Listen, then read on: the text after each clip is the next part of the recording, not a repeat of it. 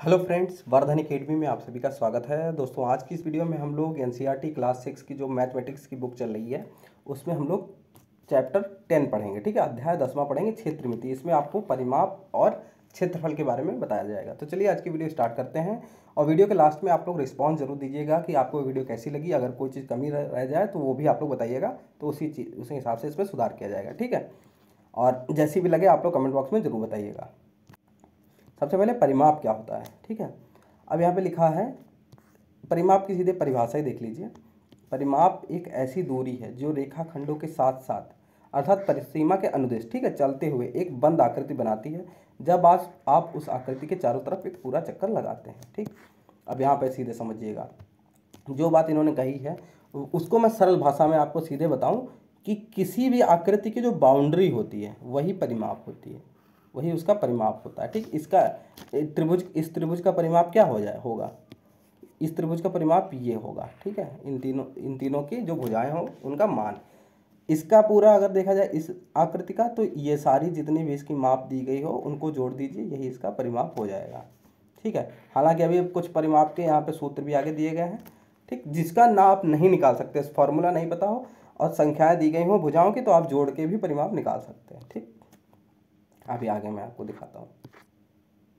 अब देखिए, जैसे ये दिया गया है। ठीक, अभी आयत ये दिया गया है, इसका फॉर्मूला होता है, आयत का फॉर्मूला आगे समझाया गया है। लेकिन यहाँ पर अगर आपको परिमाप निकालना हो तो सीधे सीधे आप समझ लीजिए, क्योंकि आयत में आमने सामने की भुजाएं देखो बराबर हैं, 10 ये है और 10 ये है। ठीक है, ये दोनों बराबर हैं, फिर ये और ये बराबर है। ठीक, आमने सामने बराबर है, इसका मतलब ये आयत है।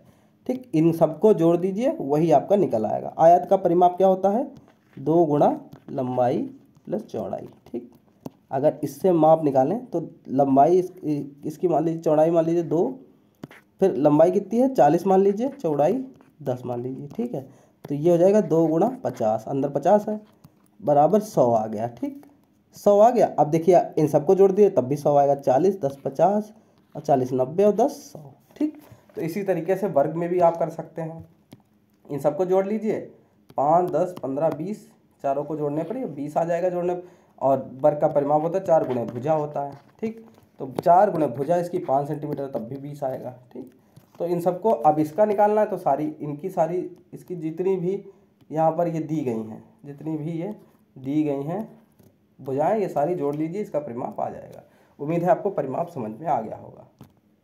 अब यहाँ पे देखिए आयत का परिमाप के लिए इन्होंने कहा है, तो आयत का परिमाप कैसे निकालते हैं। ये मान लीजिए एक आयत है।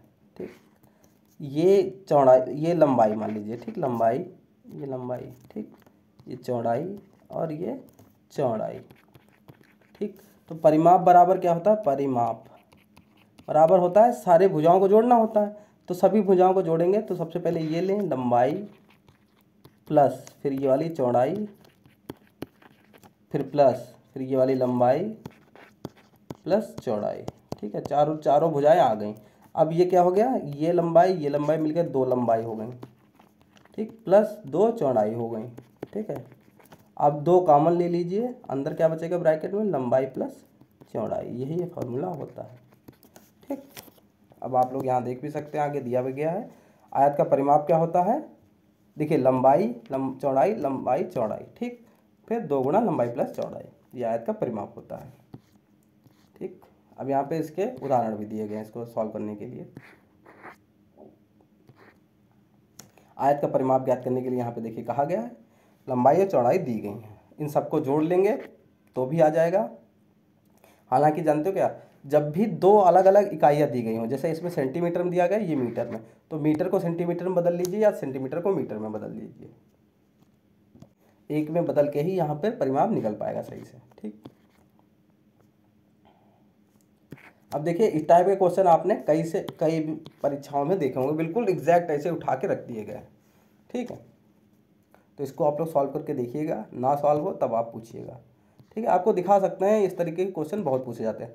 सम आकृतियों का परिमाप, तो सम जब आकृतियाँ होती हैं तब तो देखिए 1 2 3 4, इसका तो परिमाप 4 होगा, तो इसको 4 गुणे भुजा सीधे लिख सकते हैं, क्योंकि ये वर्ग होगा, वर्ग की सारी भुजाएं बराबर होती हैं।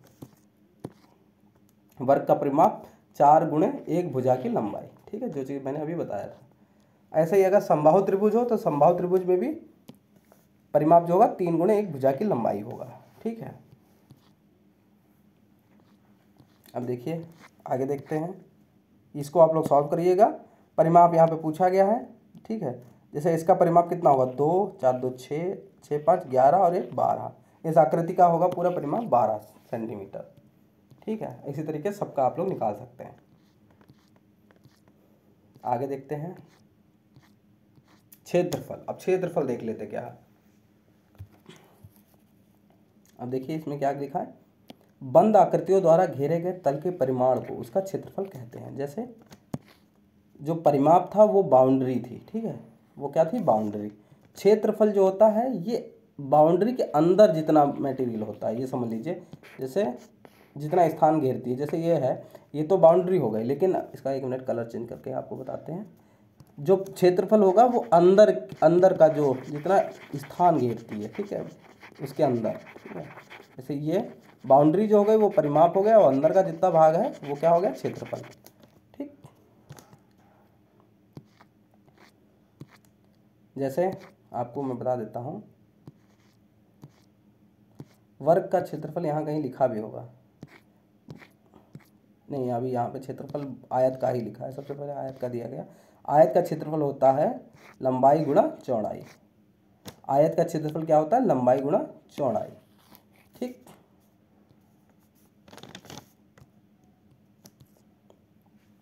वर्ग का क्षेत्रफल होता है भुजा गुणे भुजा। ठीक है, भुजा गुणे भुजा। जैसे ये क्योंकि चारों भुजाएं बराबर होती, ए ए ए ए।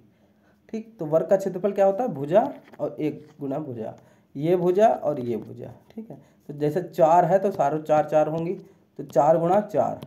ठीक, क्योंकि एक भुजा ये हो जाएगी 16। 16 सेंटीमीटर में होगा तो सेंटीमीटर स्क्वायर। ठीक,